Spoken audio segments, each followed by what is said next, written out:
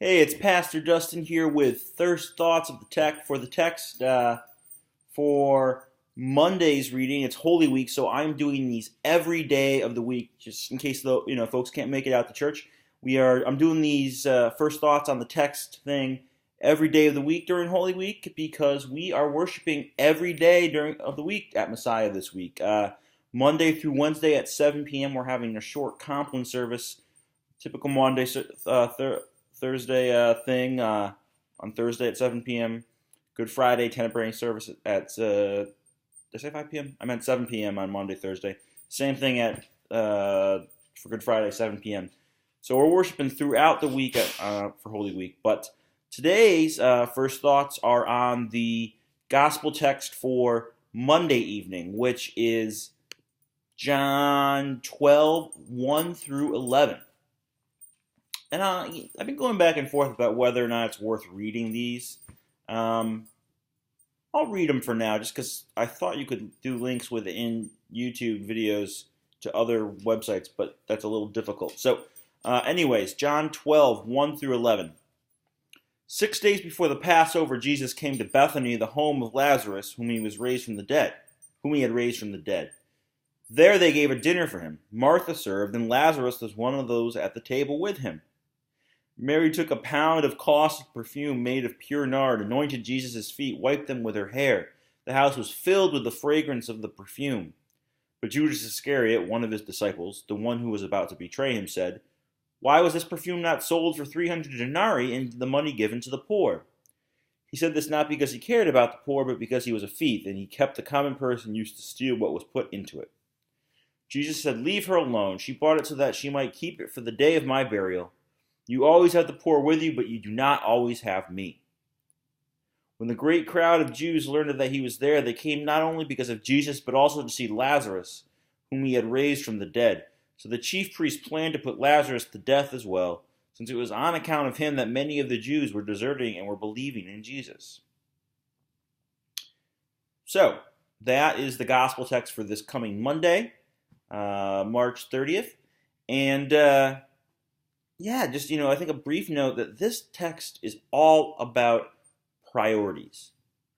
It's all about priorities. So, as we've been learning throughout this past month at Messiah, we've been really concentrating on learning about issues of hunger throughout Lent. At every one of our midweek Lenten devotionals, we also watched a film called A Place at the Table about hunger in the United States.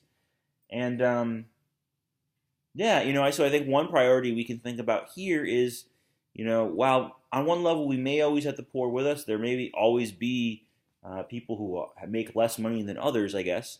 I think a couple of things. One, there doesn't always need to be as much of an inequality between the rich and the poor.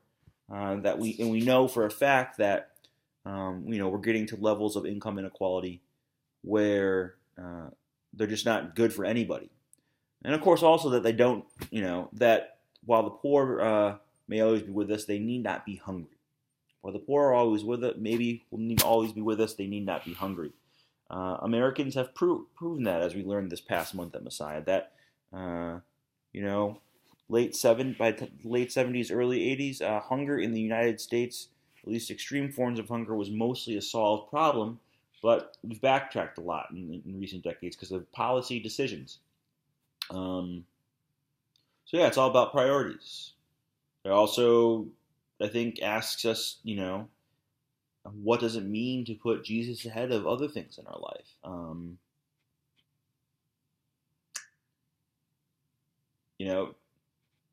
It's interesting how, this is always an interesting thing. This text, this idea of,